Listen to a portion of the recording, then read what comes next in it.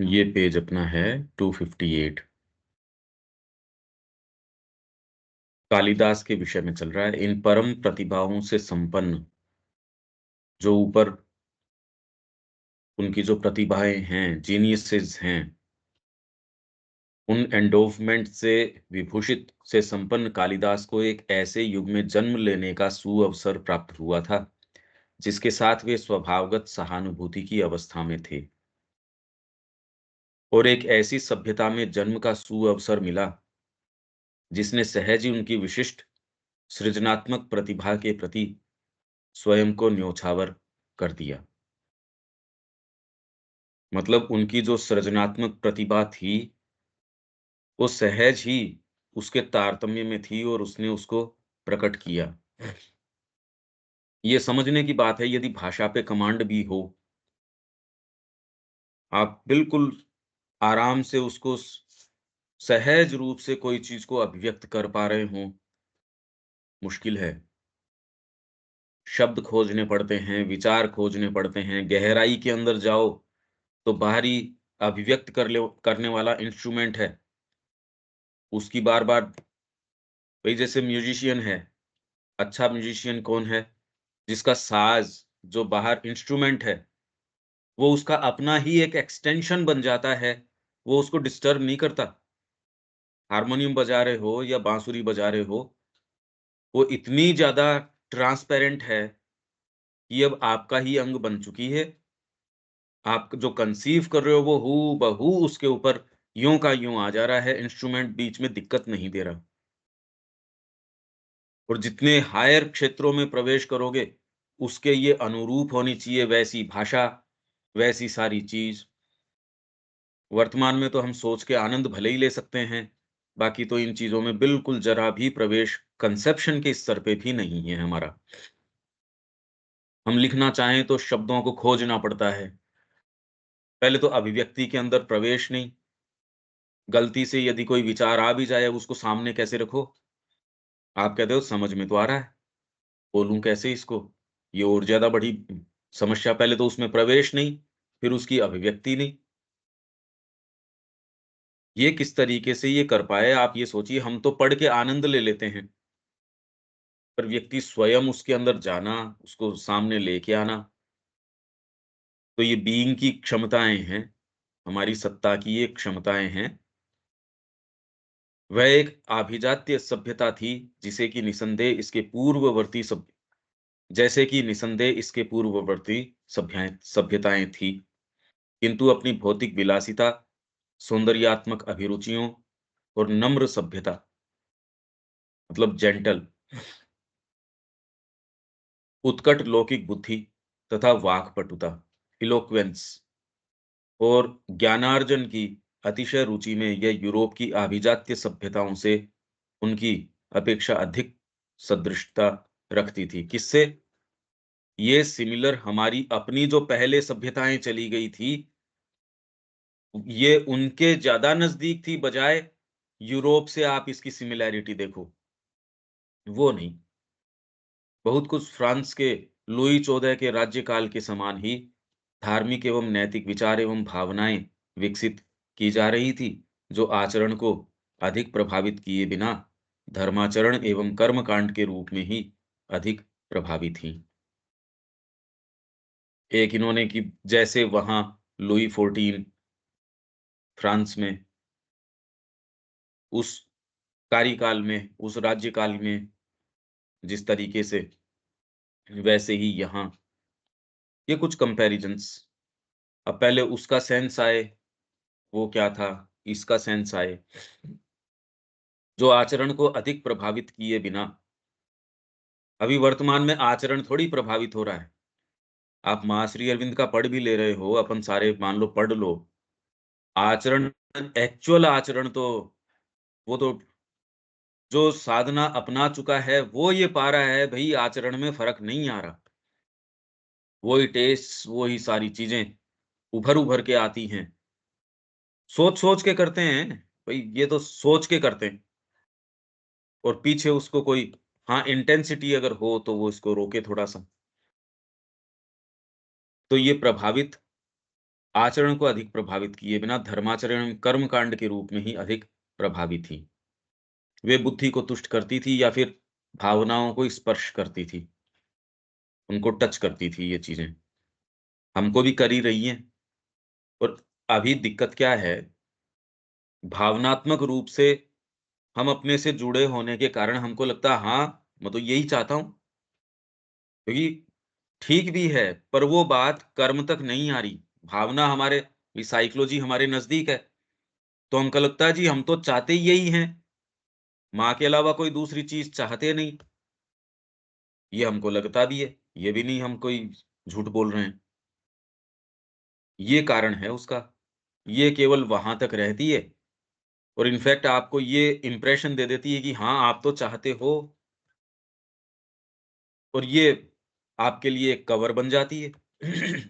आपका एक लबादा उन चीज़ों को ढकने का, इतना अच्छा कवर बन जाए सोचो, अगर वो पहले नहीं हों, ये चीज़ें ढकने के लिए तो आपके पास कवर नहीं हो, उघड़ी रहें। ये कवर बन जाता है जैसे द मदर में you make A cover for these आपका डिवोशन है, सरेंडर है। वो ये कह रहे हैं उस समय वो सारे नीति, वो विधान, वो धर्माचरण या कर्मकांड के रूप में अधिक प्रभावी थी।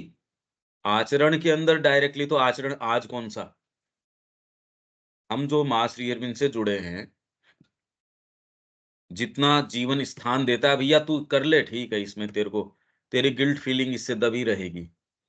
कर ले 2 चीज़ ये भी कर ले, फ़ोटो देख लिया कर, सुबह-शाम प्रेयर में जाया आया कर, कोई सेशन और में बैठ जाया कर। बस, हाँ, अभी खूब अच्छा चल रहा है। ये सेशन कर लेते हैं तो दिन में ऐसे लगता है हाँ, अभी कुछ किया, माँ की याद बनी रहती है। बस, इससे ज़्यादा ये कुछ हो नहीं रहा। ब भावनाएँ एक आपकी साइकोलॉजी को थोड़ा-सा मैनेज किया जा रहा है इससे। मतलब कह रहा हूँ डिसाइसिवली आप अपना लेते हो तो कोई बहुत फ़र्क नहीं आ जाता इस तरीके से। वे बुद्धि को तुष्ट करती थी या फिर भावनाओं को स्पर्श करती थी, किंतु उन्होंने कभी आत्मा को शासित नहीं किया। तो उन्होंने किया या नहीं किया मैं इसलिए जोड़ रहा हूँ इससे अपने आप को, तो ये हमारे लिए प्रैक्टिकल मुद्दा है। भई इससे हमको जो भी चीज़ें उससे हमको तुरंत सीख ले लेनी चाहिए और उससे जो प्रगति हम कर सकते हैं, वो साधित कर लेनी चाहिए। वो उसका लाभ है। पर्सपेक्टिव तो आ ही रहा है, साहित्य का आ रहा है, उस समय विशेष का आ रहा है। कितनी-कितनी इसमें चीज़ें इन्वॉल्व्ड हैं इस सारे के अंदर यदि कोई देखना जाने तो। अधार्मिक होना बुरा माना जाता था, किंतु इंद्रिय सुख भोगी या फिर यहाँ तक कि कुछ सीमा तक अनैतिक होने को भी बुरा नहीं माना जाता था। इसमें कई तरीके की लूज़नेस आई होंगी, स्त्रियों के संबंध में है, समाज में कई तरीके की, अधार्मिक नहीं, अरे भई ये गलत बात है। पर उसके साथ-साथ फिर बाद में लूज़नेस क्योंकि स इंद्रिय सुख भोग, उसमें थोड़ी लूज़नेस आई है क्योंकि अब धीरे-धीरे, धीरे-धीरे भई हम फिर वही बात कर रहे हैं, सबसे पहले इंट्यूशन, फिर बाद में आपका इंटेलेक्ट, जो अभी है इंट्यूशन के प्रभाव में, फिर ये प्रभाव थोड़ा-सा ढीला पड़ता है, प्योरली इंटेलेक्चुअल चीज़ें आती है, हालाँकि अंडर नोट जाता नहीं, इसके नीचे का अंडर करंट जो चल रहा है, इंट्यूशन तो हमेशा ही है। फिर धीरे-धीरे, धीरे-धीरे आपकी वाइटलिस्टिक चीज़ें, जिसके अंदर ये कह रहे हैं कि इस इंटेलेक्ट के आधार पे स्टुपेंडस वाइटैलिटी जिसने साम्राज्यों का, नीतियों का, शास्त्रों का, इसका, उसका, फिर बाद में धीरे-धीरे ये और नीचे आ गई, जिसमें आपके हेडोनिज़्म, इंद्रिय सुख भोग, ये प्रवृत्ति का अपना क्लेम है। तो इसको फिर बाद में कैसे मीट करें आप? तंत्र के द्वारा। तो इसके अंदर जो भक्ति के कई मूवमेंट्स हैं, वो इसके साथ-साथ आए। उससे पहले भक्ति मूवमेंट इतना प्रबल इस तरीके से नहीं था।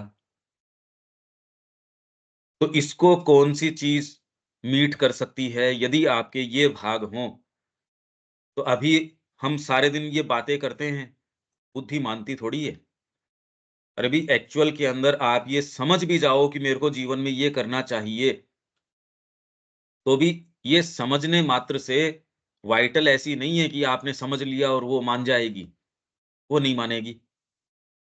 धीरे-धीरे और सूक्ष्म तरीके से तो इसके अंदर जो भक्ति का मूवमेंट है, आपका हार्ट का जो मूवमेंट है, वो ही इसके अंदर इसलिए भई जो ये कह रहे हैं कलयुग केवल नाम आधारा, धीरे-धीरे, धीरे-धीरे अब ये इसके ऊपर ज्ञान नहीं चलता यहाँ।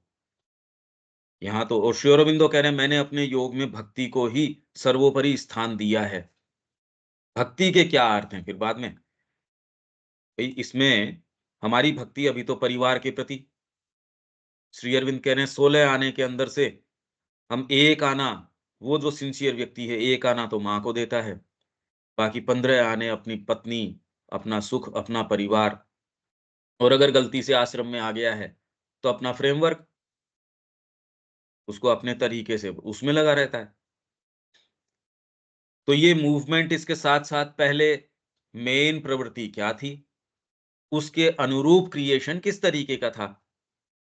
सुख भोगवाद आ गया तो इसको मीट करने के लिए ये मूवमेंट सारे, ये सारे आ गए। तो इसको अनैतिक होने को भी बुरा नहीं माना जाता था। इस युग के वैभवशाली और विलासमय राज दरबार शास्त्र सम्मत धर्म एवं नीतियों का समर्थन करते थे। इसलिए नहीं कि वे किसी गहरी धार्मिक या नैतिक भावना को प्रोत्साहित कर रहे थे, अपितु परिपाटी के कारण चला आ रहा है ऐसा। हाँ, पर इससे धर्म का जो जुआ है उनके ऊपर इसीलिए तो संहिताबद्ध किया। तीसरे काल के अंदर, पहले काल में भगवान विष्णु यज्ञ रूप से मनुष्य के हृदय में निवास करते हैं। बाहरी विधि विधानों की किन्हीं की कोई आवश्यकता नहीं है। ये इंट्यूशन, सहज, मनुष्य जाति अभी तो सोच ही नहीं सकती इस बात की। अभी हम कंसीव ही नहीं कर पा रहे इसको कि हो सकता है क्या ऐसा? भई जो स्थान इसके गढ़ हैं, कोई कोई गुरु का आश्रम, कोई ये, वहाँ भी ये चीज़ें कम देखने को मिलती है कि कोई नियम विधान के बिना चल पाए, और कहीं तो इसकी कल्पना तक नहीं है। दूसरा काल, फिर बाद में एक चक्रवर्ती सम्राट के रूप में भगवान आते हैं, जिनकी तलवार होना मात्र ही, बस उनकी उपस्थिति मात्र ही धर्म का पालन करवाती है। धर्म ये है कि सारों को अपनी आत्मा की ओर चलना है, उसका पालन। जैसे गीता में भगवान कह रहे हैं लोक संग्रह, कि अर्जुन मैं भी कर्म के अंदर अपने आप को रत रखता हूँ, इसलिए नहीं कि मेरे को कोई कामनाएँ हैं, कोई चीज़ की पूर्ति करनी है, परंतु लोक संग्रह के लिए। लोक संग्रह का अर्थ है कि सारे इस यात्रा को जारी रखें, अपने मूल स्वरूप जहाँ वो जाना है या जहाँ से आए हैं, वहाँ तक अपनी यात्रा कर सकें। इसको सुचारू इन विश्वों को रखने के लिए, जिससे कि ये यज्ञ साधित हो पाए, लोक संग्रह हो पाए, इसके लिए मैं भी अपने आप को क्रिया के अंदर रत रखता हूँ। लोक संग्रहार्थ, दूसरा काल। तीसरा, अब ये धीरे-धीरे, धीरे-धीरे इतनी ये रही नहीं कि आप फ्लॉलेसली भीतर से अपने इंडिकेशंस ले पाओ, तो भगवान व्यास ने कोडिफाई कर दिया इसको, संहिताबद्ध कर दिया। व्यक्ति कहे मैं क्या करूँ?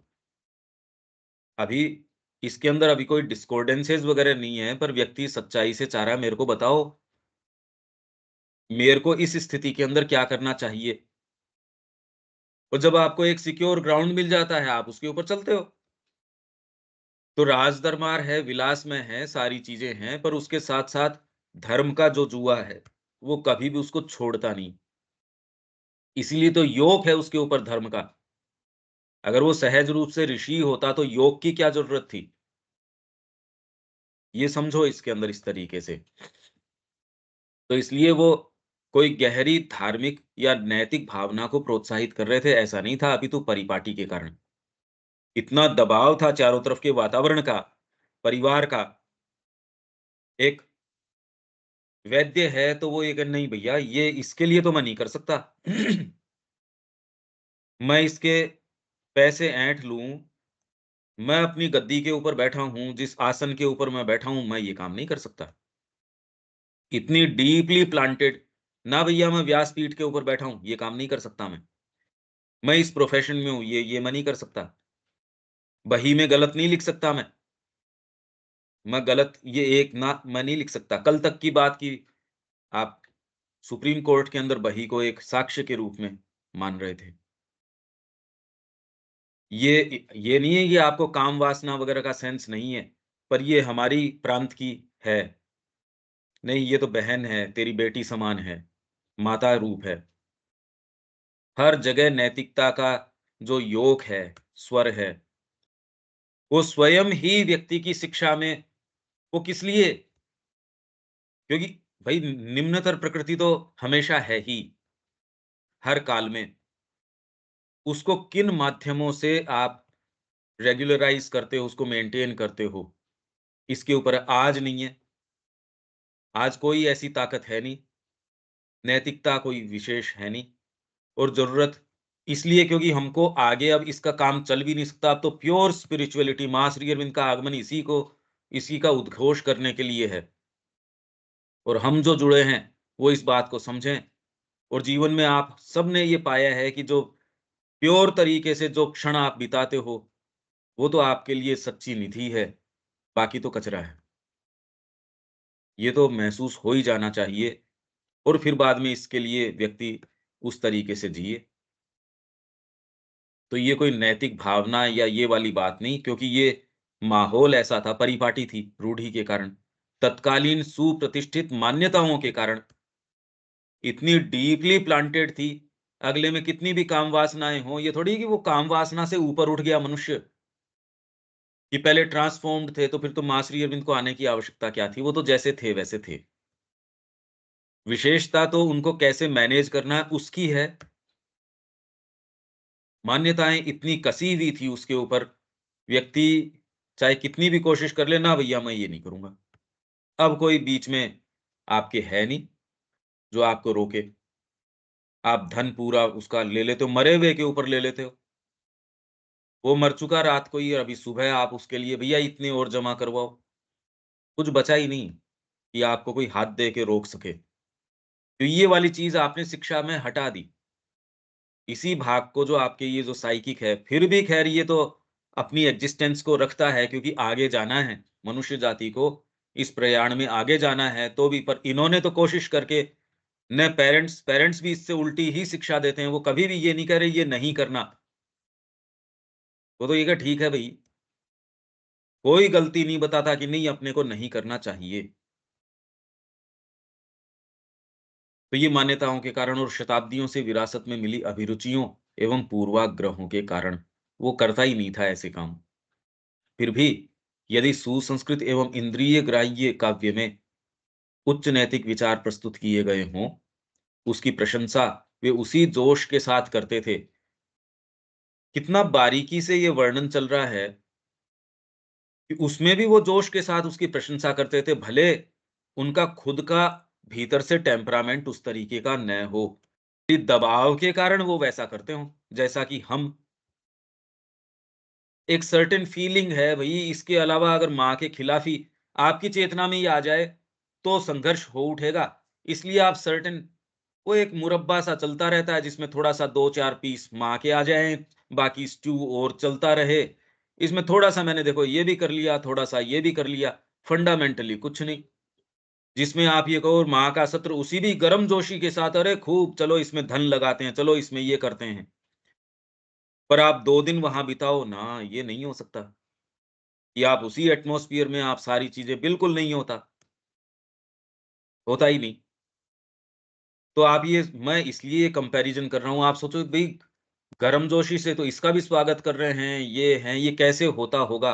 मैं कहा होता होगा नहीं, ये तो हो रहा है, हमारे साथ भी हो रहा है। ये साइकोलॉजी इसी तरीके की है। श्री अरविंद कितना बारीकी से लेके आ रहे हैं, इसको अगर खोला जाए तो मैं कह रहा हूँ, आपकी पूरी प्रकृति का अध्ययन बहुत प्रेम से कर सकते हो, पर वो उसका स्थान यहाँ नहीं है, मैं तो इंडिकेशंस दे रहा हूँ थोड़े-थोड़े। और जो सिंसियर व्यक्ति है, वो सारे ही इंडिकेशन इससे ले सकता है और अपने जीवन को एकदम बदल सकता है, अभी भी नहीं बदले, तो वो तैयार है फिर बाद में उसका जो परिणाम है उसके लिए। तो उसकी प्रशंसा वे उसी जोश के साथ करते थे, जैसे वे उसी प्रकार के प्रस्तुत कामोत्तेजक कविता की करते थे। ये सारी भी थी। नैतिकता के आदर्श पूर्व काल के आदर्शों से अत्यधिक निम्न स्तर के थे। अभी वर्तमान में तो है नहीं। आप बातें भले ही नैतिकता की करो, यहाँ अगर सरकार ये सोचे कि इस तरीके की जो इल्लिसिट साइट्स हैं या कोई आपकी कोई इस अनैतिक साइट्स हैं, उनको बंद किया जाए, तो जनता खड़ी हो जाती है कि नहीं, ये नहीं कर सकते। फिर आपको हमारा धार्मिक देश है, तो आप गर्मजोशी से वो भी कर लेते हो और गर्मजोशी से आप वो चीज़ उसको बंद नहीं होने दे रहे भई। नहीं, ये नहीं होनी चाहिए ये साइट्स बंद। फिर को देखो कितना ये तो ऐसा है, अरे भई और क्या चीज़ें होंगी यहाँ? जब कॉमन लॉट आपका जनरल लॉट खाली इसी के अंदर रस ले रहा है, कितना जीबी डेटा रोज़ का इसके अंदर व्यर्थ कर रहा है, अपनी शक्ति, अपनी चेतना, अपनी सारी चीज़ इसमें क्षीण कर रहा है, चला-चला के कर रहा है। बाहर से हम ये क्या दिखाने की कोशिश कर रहे हैं कि हम तो खूब ऐसे हैं, वैसे हैं। तो फिर ये जो डेटा निकल के आते हैं, वो कौन से लोगों के निकल के आते हैं अगर सारे धार्मिक हैं तो? ये कौन लोग हैं? तो अत्यधिक निम्न स्तर के थे। स्त्री-पुरुषों दोनों के द्वारा खुलेआम शराब पीना सर्वसामान्य हो गया। हमारी सभ्यता के अन्य किसी युग की अपेक्षा उस युग में जीवन की शुचिता का मूल्य कम हो गया था। फिर भी ऐसा प्रतीत होता है कि उच्च वर्गीय हिंदू नारी की अपराजेय एक पति परायणता की नैसर्गिक प्रवृत्ति ने अपमिश्रण को नहीं आने दिया। ये हिंदू नारी ने इसके अंदर बहुत बड़ी भूमिका निभाई और ये जो इमिक्सचर है, अब नीचे घटन की ओर जो मिश्रण है, उसको प्रवेश नहीं करने दिया। मतलब रोके रखा, स्तर से नीचे नहीं जाने दिया और परिवार को छिन्न-भिन्न नहीं होने दिया, जैसा कि प्राचीन रोम, पुनर्जागरण काल के इटली, बूर्बों के अधीन अधीन फ्रांस में और परवर्ती स्टुअर्ट शासकों के अधीन इंग्लैंड में देखने को मिलता है। वहाँ रोकने की कोई चीज़ नहीं थी। आप ये समझिए कि इस 2 गतियाँ साथ चल रही है, एक तो युग चक्र चल रहा है। इस युग चक्र के अंदर पहला काल, दूसरा काल, तीसरा काल, तीसरे काल के अंदर आपकी ये प्रवृत्तियाँ उभर के आती हैं। जब ये प्रवृत्तियाँ उभर के आती हैं, इस संस्कृति ने मास्टरफुल तरीके से उसको किस तरीके से अनुशासन में रखा, वो इम्पोर्टेंट बात है। इसके माध्यम से ये समझो, अगर ये अंडरलाइंग ये चीज़ नहीं देखे कि इस संस्कृति ने उसको कैसे मेंटेन किया, उसको रोके रखा, तो स्त्रियों ने ये इस तरीके से ये काम किया। हम अगर इसको नहीं समझें तो किस आधार पे श्री अरविंदो कुछ कह तो रहे ही हैं और इसके साथ फिर बाद में भक्ति मूवमेंट्स का आना, कहने का मतलब जो आध्यात्मिकता का तार है, वो कभी भी टूटा नहीं। कोई समय थोड़ा ज़्यादा अंडरलाइंग नोट बन गया, कोई समय थोड़ा उभर के आ गया, सरस्वती नदी की जैसे, पर कभी भी इससे विहीन आप हो गए हो, ये कभी नहीं हुआ।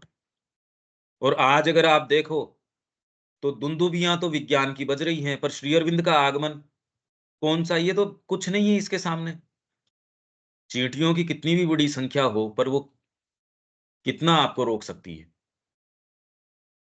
तो ये तो इनसिग्निफिकेंट चीज़ें हैं, जो आत्मा में प्रवेश पर हाँ, प्रवेश होना चाहिए सच्चा, प्योर, फिर उसके सामने ये कुछ कुछ भी नहीं है। तो ये आज हमको इस चीज़ की माँग कर रहा है, माँ श्री अरविंद का आगमन, एक्सक्लूसिव मतलब प्योरिटी। कहीं भी वो दूसरी बात नहीं कर रहे कि एकमात्र साइकिक, साइकिक का अर्थ हुआ वो पार्ट, जो और कोई दूसरी चीज़ टॉलरेट ही नहीं करता। न कोई संभावना वहाँ मिक्सचर की, न कोई रंग के उसके सामने कोई बहुरूपिया आ सकता है या टिक सकता है, हो नहीं सकता। तो विज्ञान के या किन्हीं भी चीज़ों के, चाहे ओकल्टिज़्म के, किसी के भी छद्म रूप इसी एकमात्र चीज़ के सामने नहीं टिक सकते। तो आज से पहले कभी भी इतनी प्योरिटी, इतनी स्पष्ट तरीके से किसी ने ये बात नहीं करी थी और विज्ञान के, भौतिक प्रकृति के सारी चीज़ों के सूत्र जो हैं इन्होंने, तो इसलिए आप इस तरीके से देख सकते हो कि जिस तरीके का युग है, उस तरीके की अभिव्यक्ति, वो सारी की सारी संस्कृति ने समयानुकूल हमेशा ही दी है। दोनों तत्वों को हम देख सकते हैं। तो युग चक्र भी चल रहा है, साथ में ये रिस्पॉन्स कैसा रहा? तो ये आप पूरे इतिहास को इस दृष्टिकोण से देख सकते हो। प्राचीन आध्यात्मिक प्रवृत्तियाँ भी प्रसुप्त थीं, क्योंकि ये एक ऐसा वर्णन चल रहा है, यदि इसके साथ ये नहीं कहा जाए, तो आप बहुत ज़्यादा भ्रमित हो जाओगे कि ये चल क्या रहा है।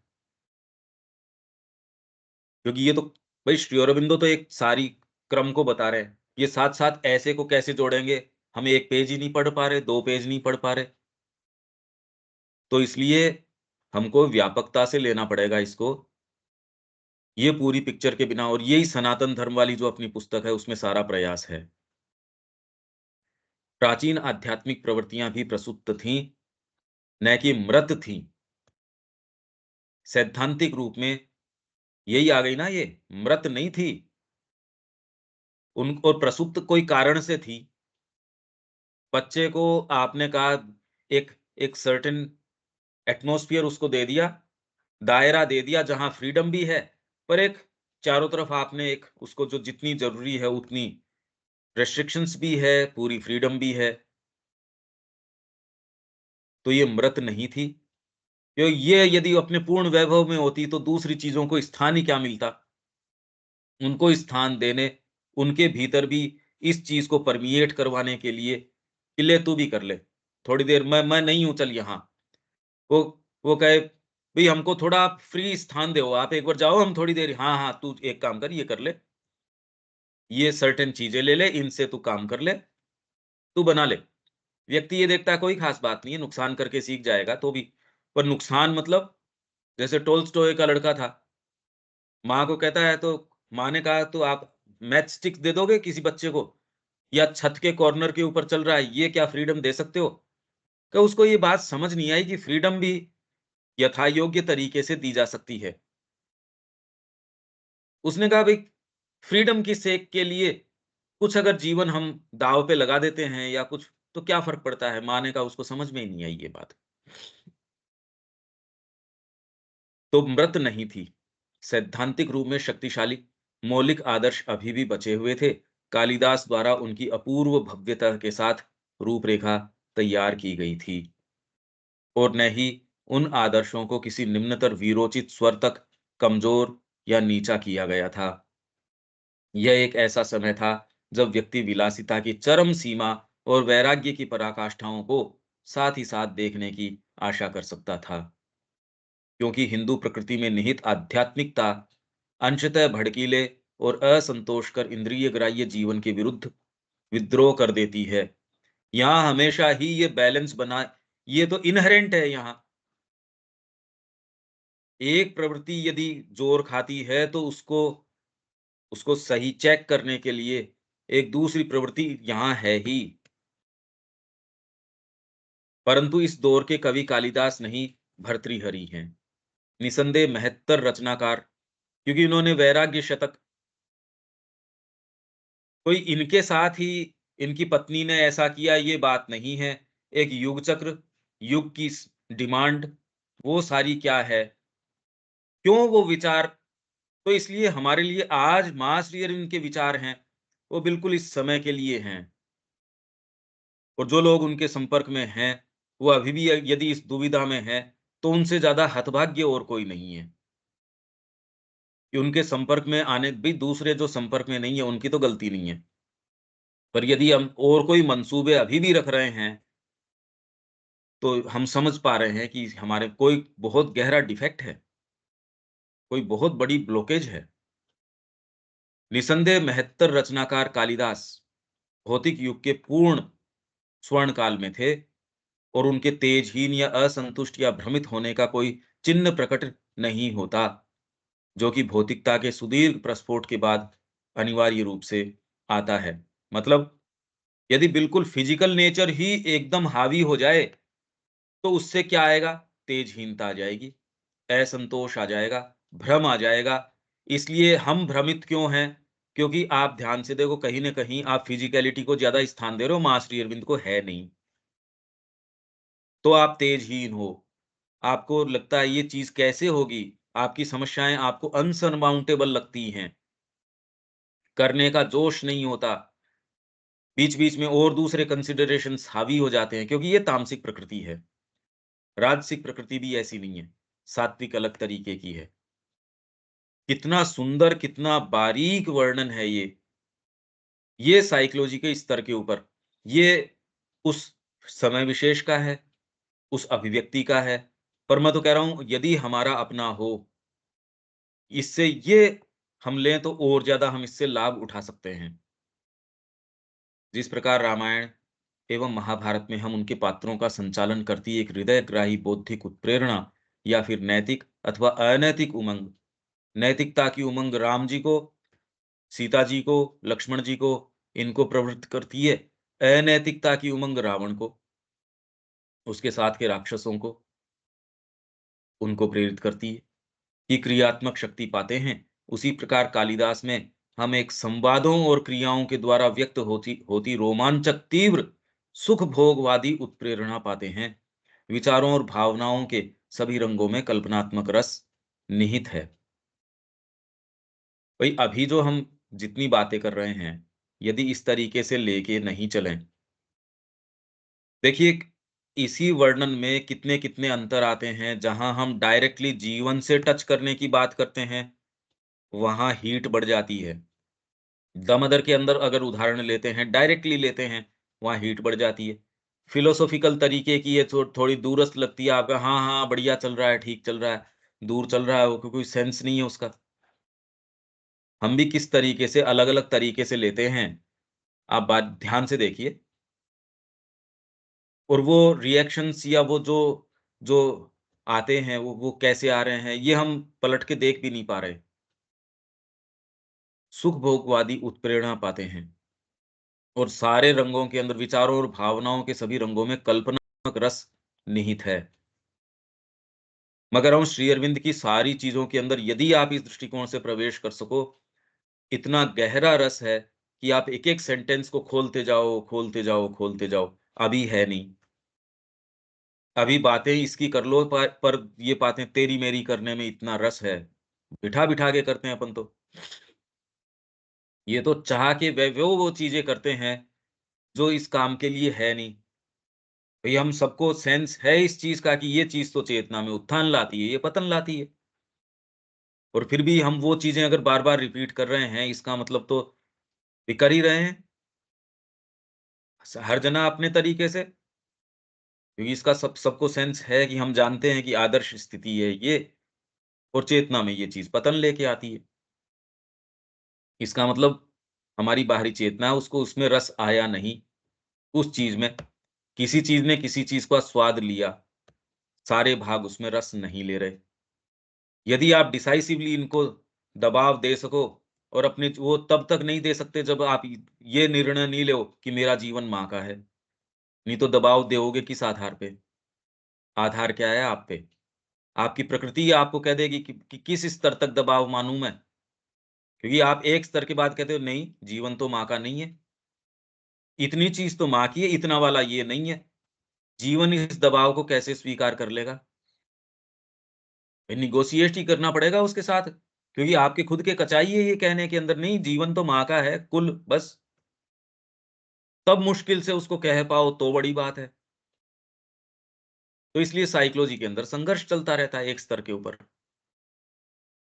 ये कल्पनात्मक रस निहित है। मन का अपने भावावेशों में प्रगाढ़ आनंद, परमानंद एवं विषाद का अत्यलंकृत खूब अलंकार उसको सजा के काम के संवेगों,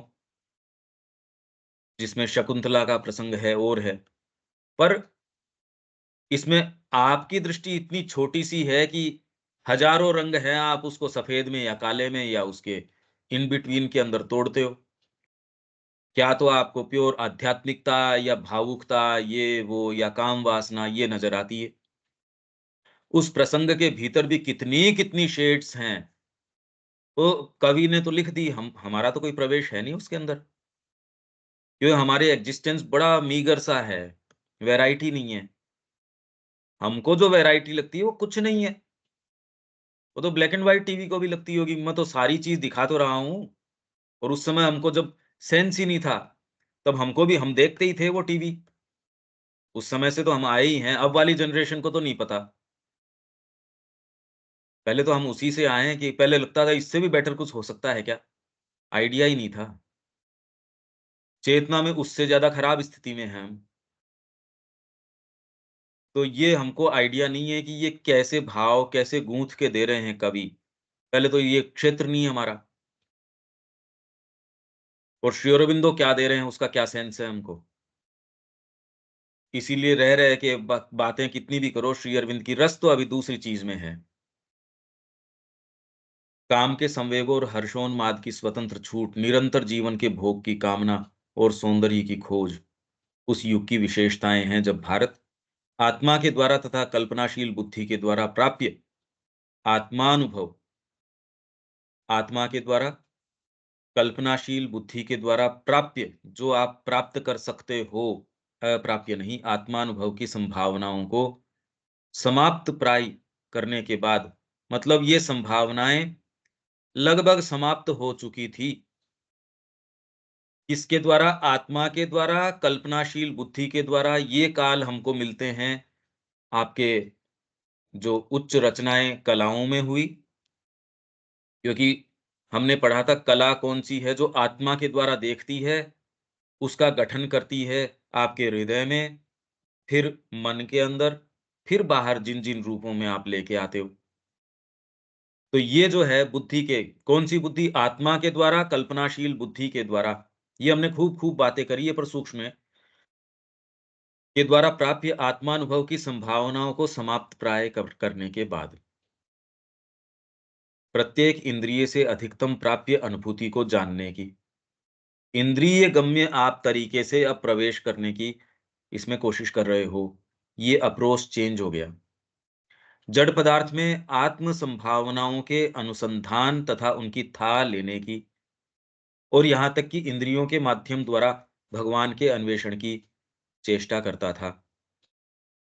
इसलिए अब इंट्यूशन भी आपकी आएगी, इंस्पिरेशन भी आएगी, तुरंत आप बुद्धि या आपकी इंटेलिजेंस या मेंटल फ्रेमवर्क की कसौटी पे उतारने का प्रयास करोगे।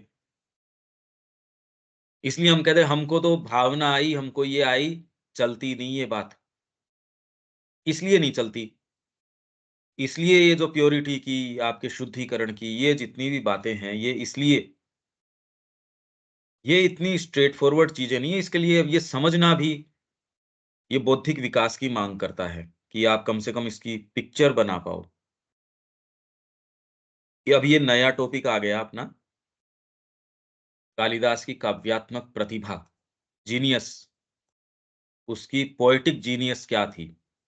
यहाँ तक कोई सेंटेंस या कोई बात है क्या? कि एक नया एक एक टाइटल आ गया हमारा। इसमें उर्मिला जी, सेंटेंस कोई ऐसा या कोई बात ऐसी? नहीं भैया, सारा रेजोनेट हो रहा है।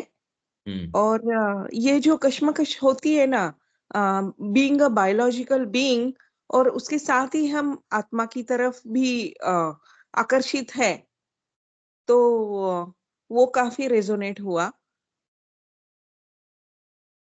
हुँ। कि एक एक तरह सामान्य तल पे इंद्रिय एक तरफ खींचती है, और प्रतिभा और ये अ, सारी दिव्यता है, भव्यता है, वो अब एक तरफ खींचती है। ये इतिहास का पूरा एक पर्सपेक्टिव मिल रहा है। ऐसा अद्भुत पर्सपेक्टिव कहीं सोचने-समझने में नहीं है। ये कैसे हम इलस्ट्रेट कर सकें, ये यदि सामने लाया जाए तो हर स्तर के ऊपर बच्चा अवेक हो जाएगा। पहले तो व्यक्ति को अवेक होना पड़ेगा। ये विवेचन यदि हम कर पाए, ये इलस्ट्रेशन कर पाए, ये साहित्य मतलब आपका इतिहास दिखा दिया इसने पूरा का पूरा। इसमें दोनों धाराएँ आपको लेके चलनी पड़ेंगी। एक तो युग चक्र जो आपका चल रहा है और साथ में फिर उसको इसको कैसे इस संस्कृति ने उसके अनुकूल इस उद्देश्य को हमेशा रखा। आध्यात्मिकता का यदि आप एक गोल लेके चलते हो तो वैदिक काल में कोई इश्यू नहीं है। दूसरे काल के अंदर फिर बाद में आप कैसे उसके अनुकूल रूप, तीसरे काल के अंदर फिर आप और मशक्कत करते हो नहीं, चौथे काल अब एकदम कलयुग की समय की बात हो गई और अब तो प्योर यूटिलिटेरियनिज़्म आ गया तो अब प्योर स्पिरिचुअलिटी। अब हम जो बात कर रहे हैं, तो हम रिटर्न बैक नहीं कर सकते किसी चीज़ में। आज समयानुकूल उत्तर हमको देना पड़ेगा और हमको कुछ स्वाद तो सारों को आ चुका है कि प्योर आपके जो क्षण हैं, वो ही अच्छे हैं। दूसरे वाले क्षणों में तो आपके पास चयन की एक चीज़ है। हम में से हर एक के पास चयन के मोमेंट्स हैं, ऐसे जो आपके मुँह में खारा टेस्ट छोड़ते हैं, ऐसे जो मीठा छोड़ते हैं, बहुत सुखद छोड़ते हैं। चयन जब तक इर्रिवोकेबल ट्रांसफ़ॉर्मेशन नहीं हो जाए, जब तक कि आप एक ऐसी स्थिति में, तब तक तो ये चयन है।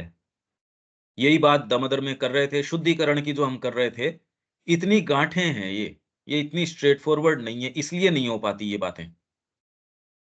उसकी ख़ैर हम और चर्चा थोड़ी-सी गहराई से करेंगे, जिससे आपको बुद्धि भ्रमित नहीं कर सके। फिर आपको ये बहुत बड़ी शक्ति आपके हाथ में हो जाएगी, यदि बुद्धि भ्रमित नहीं कर सके या वो ये सूक्ष्म हो जाएगी फिर वो, भ्रम में तो डाल देगी। सूक्ष्म हो जाएगी, इतनी भड़क जो चीज़ें हैं, जो आपको अभिभूत किए हुए थी, फिर वो जस्टिफ़ाई नहीं कर पाएँगी अपने आप को। ये सारी चीज़ हमको कम से कम इतना तो तैयारी कर ही रही है। बाकी जाने न जाने इतना बड़ा बैकग्राउंड ये पूरा एनकम्पास कर रही है ये सारी चर्चा। पर यही है, ये आप और गहनता से लो और थोड़ा इसके पीछे क्या कर सकते हो, नोट्स बना सकते हो, चर्चा कर सकते हो, कुछ भी कर सकते हो, वो कम ही पड़ेगा, ज़्यादा नहीं पड़ेगा। विवेक, कोई इसमें सेंटेंस ऐसा है क्या? नहीं तो नए इसमें अपन चलते हैं। नहीं भैया, ठीक है। रविकांत जी।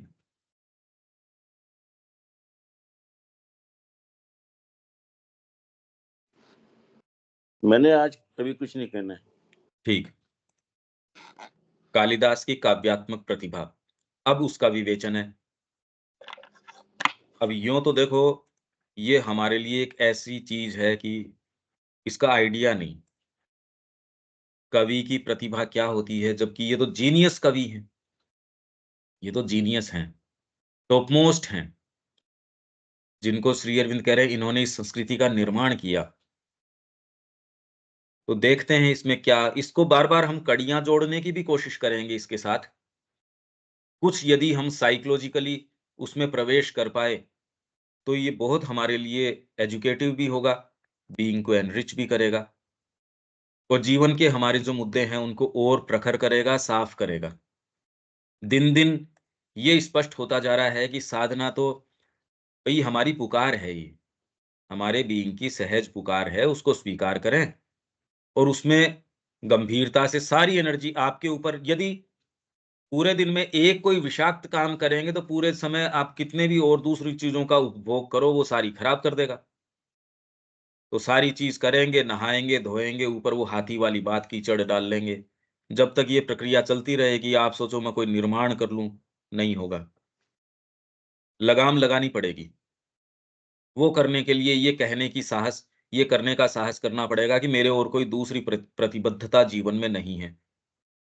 आप यदि उस चक्र को तोड़ के केवल एकमात्र माँ के लिए अपने आप को भेंट देते हो, कोई नुकसान थोड़ी हो जाएगा जगत का कि एक जना चला गया तो, हमारे आधार पे तो कोई है नहीं। हम आनंद की स्थिति में आ जाएँगे और कुछ क्रिएट करने की स्थिति में आ जाएँगे। हमको आनंद आ भी चुका है उस चीज़ के अंदर, तो क्यों नहीं? साहस करो भई। इस पे विचार तो करो कि मेरे से क्या माँग करी जा रही है। उसके लिए आपके टेम्परामेंट का जैसा परिवर्तन, जिस भी चीज़ का परिवर्तन की माँग करी जा रही है, साहस करो वो करने की। कालिदास, मिल्टन और वर्जिल के साथ सर्वश्रेष्ठ काव्य कलाकारों की पंक्ति में स्थान कालिदास, मिल्टन और वर्जिल के साथ सर्वश्रेष्ठ काव्य कलाकारों की पंक्ति में स्थान ग्रहण करते हैं और उनकी कला में भाव और संवेदना उक्त अंग्रेज कवि की अपेक्षा अधिक सूक्ष्म। अब इन्होंने एक एक मानक, जैसे एक खंभा खड़ा कर दिया सपोज।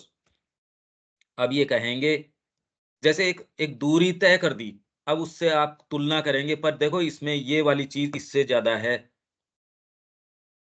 पर अब हमारा प्रवेश तो इसमें भी तो नहीं है। मिल्टन क्या करता है, वर्जिल क्या करता है, पहले तो वो कितने ऊंचे कलाकार हैं, वो क्या चीज कर रहे हैं, फिर उनकी कला में भाव और संवेदना, जो कालिदास की भाव और संवेदना जो है, वो इन दोनों अंग्रेज कवि की अपेक्षा अधिक सूक्ष्म, सटल और सुकुमार है। अरे भाई, ये फील्ड ही अपने आप के अंदर पोएट्री जो है सूक्ष्म है, इसमें ये और सूक्ष्म है, फाइन है।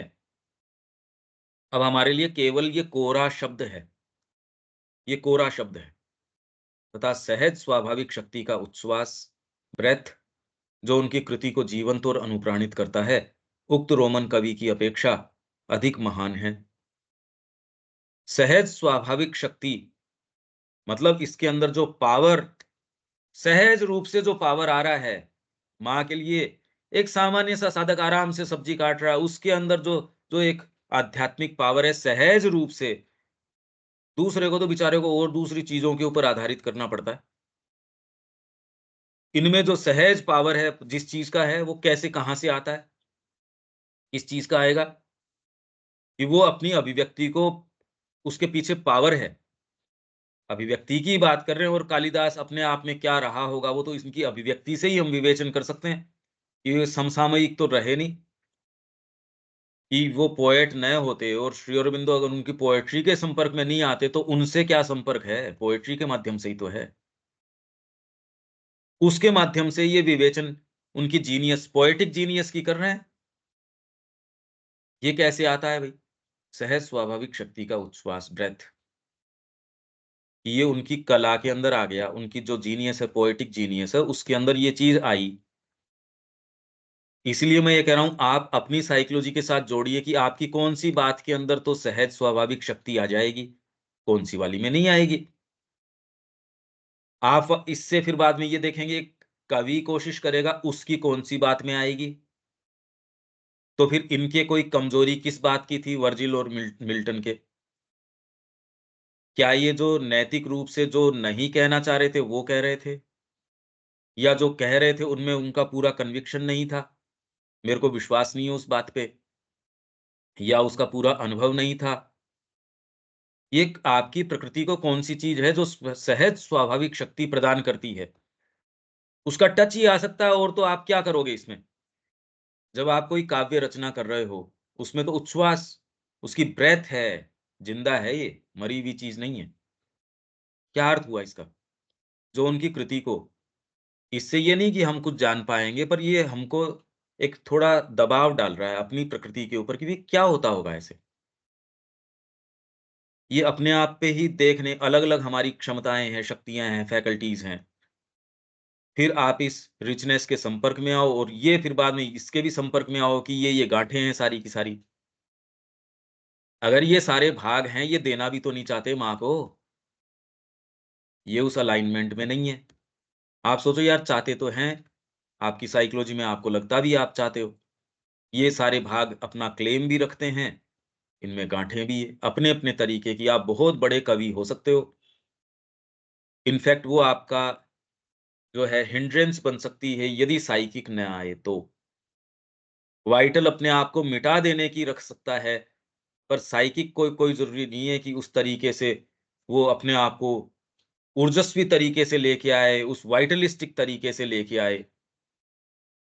तो इसलिए साइकिक का तरीका हमेशा ही अपना है, वो हर चीज को अपने तरीके से मोल्ड कर देगा, अपना रूप प्रदान कर देगा। इसका जिसको सेंस नहीं है, वो वाइटल की अभिव्यक्ति को तो जोशपूर्ण मानेगा, ये वाली अभिव्यक्ति को कोल्ड मानेगा। जैसे कि श्री अरविंद की राइटिंग्स कुछ कुछ तो अपील करती है, बाकी कोल्ड लगती है। जबकि वो कह रहे हैं भक्ति को सर्वोपरि स्थान दिया, आप कह रहे हैं भक्ति, श्री अरविंद, मानसिकता तो ज्यादा नजर आती है। ऐसी फिलोसॉफी की भी उनके अनुयायी हैं, वही इसके अंदर भक्ति नहीं ढूंढ पाते।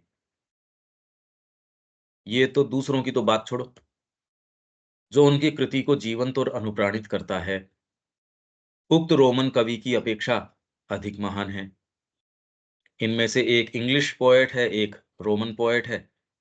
साहित्य में उनकी शैली से अधिक पूर्ण और सुसमंजस शैली और कोई नहीं है।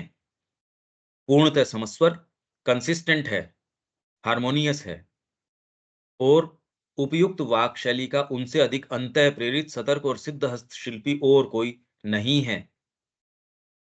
उनकी वाक शैली में शब्दों का प्रयोग तो कम से कम किया गया है, पर इसके साथ ही वहां एक सुदक्ष, एफिशिएंट तक्ष हाथ है, सुसहजता और दिव्य सुषमा की पूर्णतम अनुभूति प्राप्त होती है। और वहां एक ऐसी सुंदर अतिशयोक्ति का भी बहिष्कार नहीं किया गया है जो अति से खाली है।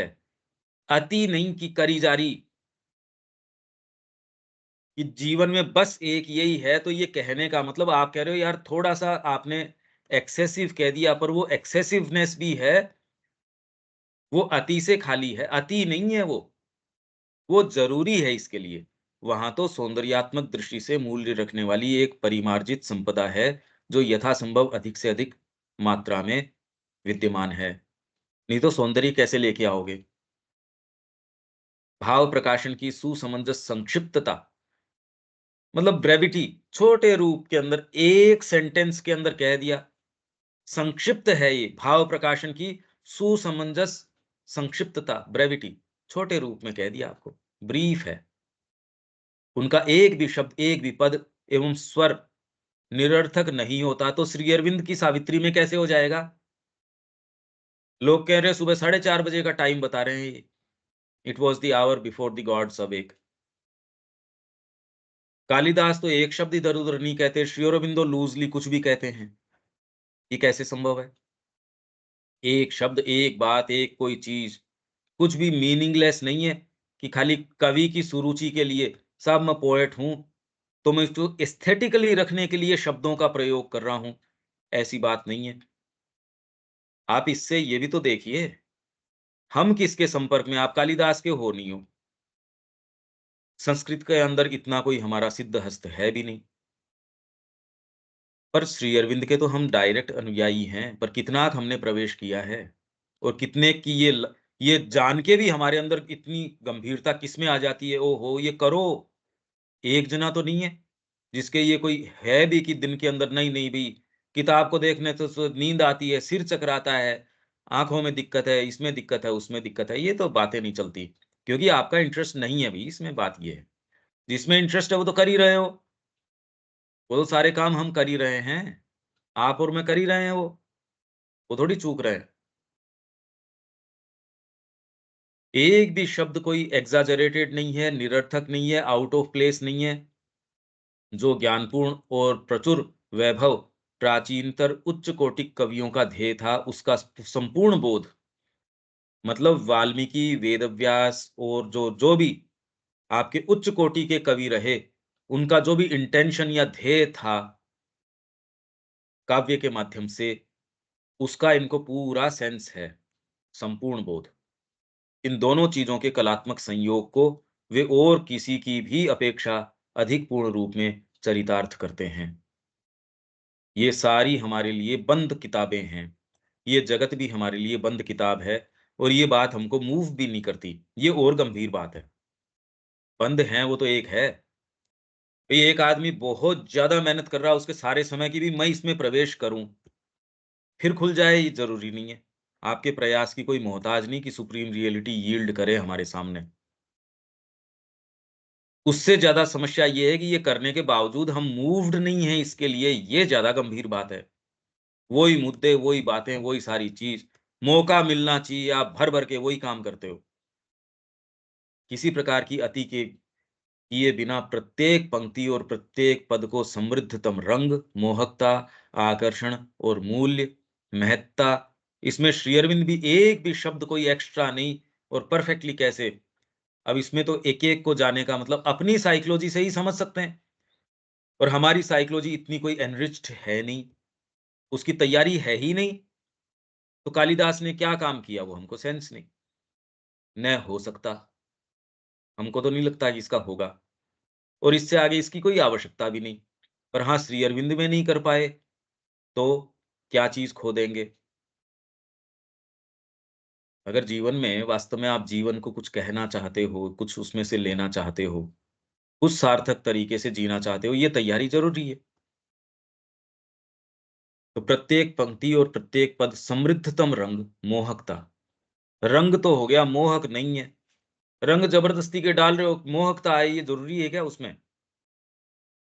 जीवन में आपने रंग तो भरी रखा है अपने तरीके से, मेरे पत्नी भी है, परिवार भी है, पैसा भी है, खूब अच्छी अच्छी ड्रेसेस भी पहनता हूँ, गाड़ियां भी टॉप मोस्ट रखता हूँ, मैंने अपने पूरे सेटअप भी इस तरीके का कर लिया कि कोई आके उसमें देखो रंग रूप तो मैंने जीवन में भर लिया, हालाँकि दूसरे को तो भद्दापन लगेगा वो। दूसरा तो ये कहेगा रंग नहीं भरा, मड़ लपेट लिया तूने चारों तरफ। इससे तो पहले तू सहज था, अच्छी खुशबू थी तेरे अंदर, अब तो दुर्गंध आती है। पर व्यक्ति को नहीं महसूस, उसको लगता है जीवन में मैंने रंग भर लिया। मैंने ये कला भी सीख ली, मैंने ये वाली भी सीख ली, जिसको आप रंग पर मोहकता चली जाती है। इनफैक्ट वो रंग भी सच्चा नहीं है, आकर्षण। अब ये डिपेंड करता है आकर्षण कौन-सा है और मूल्य, और मूल्य उसको कौन प्रदान करते हैं। जिनसे आप मूल्य देखने की कोशिश कर रहे हो, पहले तो आपके गड़बड़ हैं, जिनके कारण गड़बड़ हैं या जो हैं, और जिनसे आप सफलता की अपेक्षा रखते हो कि वो आपको कहें, हाँ, ये इसीलिए तो कर रहे हो। समाज कहता है ये सफल है। कैसे करें साहस नहीं कर पा रहे क्योंकि अब तो हम तो इस सेटअप में हैं। भई इसीलिए तो हो रही है ना ये बातें, और किस लिए हो रही है? आप कह रहे समझ में तो आ रहा है, पर क्या करें? पर ये महत्ता या उत्कृष्टता अथवा ओजस्विता या मधुरता और सदा ही किसी प्रकार तथा यथोचित प्रकार के सौंदर्य की पूर्णतम मात्रा प्रदान करने में उनके समान दिव्य कौशल और किसी में नहीं है। तो ये क्या है? ये वर्णन इस तरीके का है, तो वो वस्तु क्या है? उनका पद संयोजन, पद चयन के समान ही उपयुक्त और प्रसादपूर्ण है। ऐन्द्रिय शब्द के उच्चतर अर्थ में वह सब कवियों में अत्यंत भव्य रूप में ऐन्द्रिय हैं, क्योंकि उन्हें अपने विषय की स्पष्ट अंतर्दृष्टि एवं अनुभूति प्राप्त है। आप तो कोई कोई सामने कोई कोई आपको लगे, अरे भई ये तो सेंसुअल चीज़ है, इरोटिक चीज़ है। आप निरे पशु हो इसलिए आप उस चीज़ से प्रभावित हो। इसलिए कहते हो हम तो इसको, अरे ये मंदिर किस तरीके से बना दिए इन्होंने, तो इरोटिक है ये। अरे गधे हो आप। आप निरे पशु हो इसलिए आपकी दृष्टि उसी के ऊपर अटक जाती है। ये व्यक्ति क्या कर रहे हैं? अत्यंत भव्य रूप में ऐन्द्रिय हैं, क्योंकि उन्हें अपने विषय की स्पष्ट अंतर्दृष्टि एवं अनुभूति प्राप्त है। तो चेतना की एक ऐसी स्थिति भी है, जो पाश्विक रूप से ही इन चीज़ों में संलग्न नहीं रहती। हमको इसका कुछ दूर-दूर तक आभास नहीं है ये सेंटेंस का।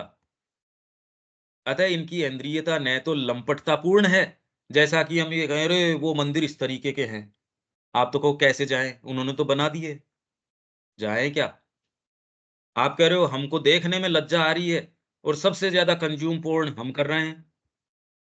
ऊपर से ये कह रहे हैं हमको लज्जा आ रही है। कितने हिपोक्रिट हैं हम। हम सारे इसमें कोई वो नहीं चूक गए कि हम साहब इस ये तो जिन्होंने आध्यात्मिकता सो कॉल्ड अपना ली वो ज़्यादा, दूसरा तो प्रोफ़ेस ही नहीं कर रहा। तो न तो लंपटतापूर्ण है, न अभिभूतकारी ही, कि सारे टाइम उसी पे लग रहे हैं। हम तो कोरा प्रयास यही है। बातें चाहे माँ की करो, चाहे कुछ भी करो, कोरा प्रयास केवल यही है कि कैसे इससे सुख बटोर लें। वरन ये सदा ही संतोषप्रद तथा समुचित होती है, क्योंकि यह बुद्धि के पूर्ण बल से तथा उस गंभीरता और ओजस्विता से युक्त है, जो कभी-कभी तो प्रत्यक्ष होती है, कभी-कभी सुंदरता के अंदर छिपी हुई, पर अलंकृत और चित्रित परिधान के भीतर भी पहचानी जा सकने योग्य होती है। और क्योंकि यहाँ राजसी भोग के, अब ये जो पहचाने जा सकने वाली योग्य कह रहे हैं, ये तो वेद के बारे में भी श्री अरविंद कह रहे हैं कि कहीं पर्दा काफ़ी थिक होता है, कहीं ट्रांसल्यूसेंट होता है, कहीं ट्रांसपेरेंट होता है, कहीं ओपेक होता है। हमको तो सेंस भी नहीं है इन बातों का। ये तैयारी की आवश्यकता है। खाली कोई स्ट्रेट फॉरवर्ड माँ की रिमेम्बरेंस अंदर रखो, ये वाली बातें रखो। इस सूत्र ने आपका भी अभी कल्याण नहीं किया, आपको कुछ नहीं किया है। तैयारी बहुत ज़्यादा गंभीर तैयारी की आवश्यकता है। हर बच्चे को ये मिलनी चाहिए। अब बाहरी कोई संसार के मानक इसके लिए हैं नहीं, तो आपको लगेगा कि नहीं ये क्या शिक्षा है? ये कैसे होगी, कैसे नहीं होगी? क्योंकि यहाँ राजसी भोग के अंतःस्थल में एक राजोचित संयम, राजसी भोग के भीतर भी संयम निहित है। कैसे करो आप? आधार क्या है आपके पास? संयम रख तो सकते हो क्या? कहो किसको संयम? कि मैंने इतना नहीं खा लिया कि उल्टी आएगी आपके इसलिए नहीं खा पा रहे, वो संयम थोड़ी है। संयम किसको कहें? हमको नहीं आइडिया इन वर्ड्स का।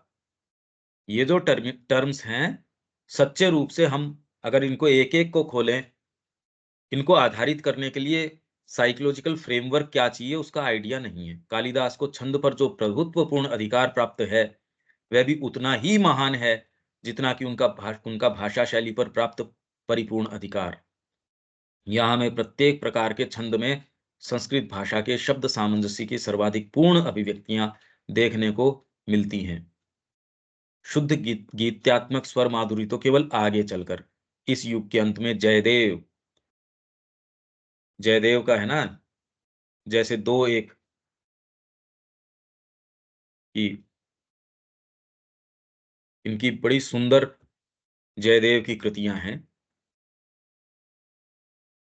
जैसे 2-1 कवि, इसमें एक कुछ पैसेज इसमें भी है, योगी कृष्ण प्रेम वाली में, उसका मैंने अनुवाद भी किया था। जयदेव जैसे 2-1 कवियों में ही पाई जाती है। वे शब्द सामंजस्य, सुंदर स्वर संगतियों की सतत सूक्ष्म गहनता पर और उस अर्थपूर्ण सुरताल के शिष्ट प्रयोग पर आधारित हैं जो संगीत के स्वर की प्रवाहशील एकता को कभी भंग नहीं करता।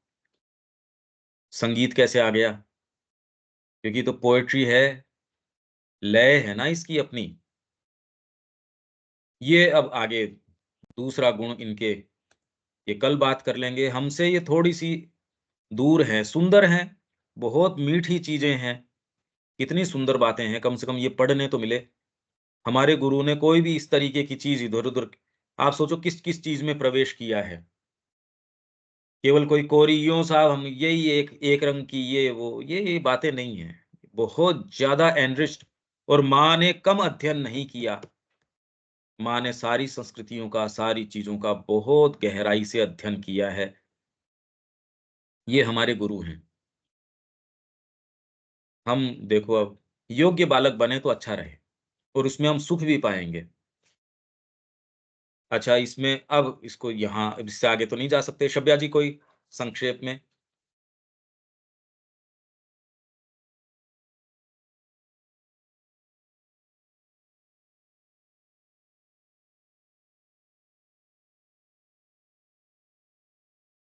दीपक जी।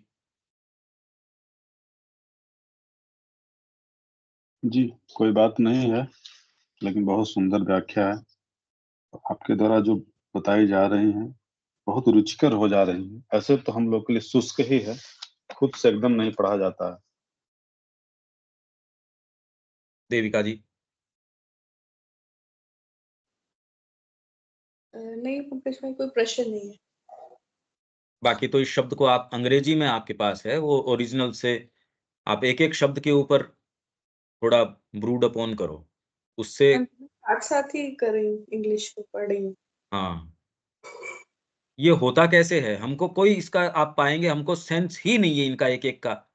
इसलिए जब जब दमदर के अंदर शुद्धता की और की, आपकी प्योरिटी की, प्योरिफिकेशन ऑफ द बीइंग, तो आप प्योरिफिकेशन, बस एक सूत्र से इससे प्योरिफिकेशन हो जाएगा। अरे बीइंग आपका इतना छोटा नहीं है, इतना छोटा थोड़ी है बीइंग हमारा, बहुत ज्यादा विशाल है। इसलिए ही तो, और एक सूत्र में ही हो जाता तो मजा भी क्या था इस एग्जिस्टेंस का। वस्तु तो वहां जाके ये एक आंसर लिखे आना परीक्षा के अंदर, तो फिर वो परीक्षा भी क्या है। ठीक है विवेक, कोई बात? नहीं भैया, ठीक है। उर्मिला जी। जी, ऑल इज ओके। सिर्फ वो जो आपने मेंशन किया था ना कि श्री अरबिंदो के इसमें इनको भक्ति नजर नहीं आती है, तो उसके ऊपर ऐसे ही ख्याल आया कि भक्ति जो है सबसे इंटीमेट रिश्ता है, सबसे एक गहरा और अंतरंग से अंतरंग का रिश्ता है, और वो क्रियाओं में तो पूरी तरह से नजर आ रहा है। तो वो पता नहीं वो कैसे, वो थोड़ा सा अटक गया था। हाँ, पर उसके ऊपर तो लड़ाइयां चलती थी वहां। दिलीप कुमार रॉय के कई पत्र ऐसे हैं जो आपके फॉरमोस्ट जो ये साधक है ना, सो कॉल्ड, उस समय वो जाके ये लड़ाई करते, तो तू तो कृष्ण की भक्ति के पीछे जाता है। श्री अरविंद बड़े, उन्होंने कहा भी मैं फेडअप हो चुका हूं इस लड़ाई से। और अभी भी खैर अब तो वो क्या कहते हैं उससे कोई फर्क नहीं पड़ता, पर अभी भी ये है, अरे भक्ति मूवमेंट, उसकी बजाय वहां आप क्लोजली देखोगे तो वो एक अलग तरीके की दुनिया में रहते हैं।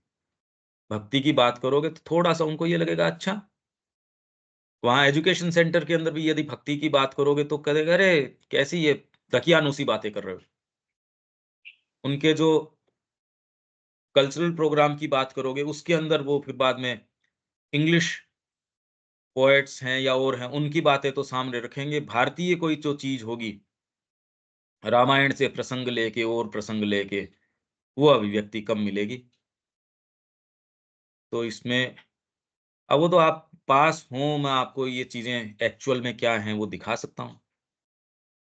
जी ये जी उस समय से तो मैं कई चीजें, मैं जो बोल रहा हूँ उसके पीछे पीछे बहुत सारी चीजें होती हैं, वो पैक्ड आती हैं। वो एक सेंटेंस नहीं, वो कई दृष्टिकोण, कई चीजें वो साथ लेके आती है, वो केवल सेंटेंस नहीं है।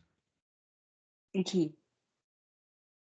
कि मेरे पास बहुत सीमित समय होता है, उसमें मैं सोचता हूँ कि कितना इसको और पैक करके दिया जा सकता है, उतना कोशिश करें।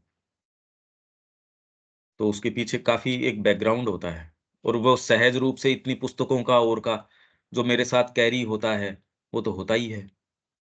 इस सारे के माध्यम से जितना भी मैं गया हूँ, वो सोचे समझे बिना भी सारा गुथ के आता ही है। भई हर जना कोई भी बोलेगा उसका व्यक्तित्व है, उसका बैकग्राउंड है, वो तो साथ-साथ गूँथ के आएगा ही। ठीक है, यहाँ विराम देते हैं, कल मिलते हैं। जय श्री राम। जय श्री राम। जय श्री महान। ठीक। जय श्री राम।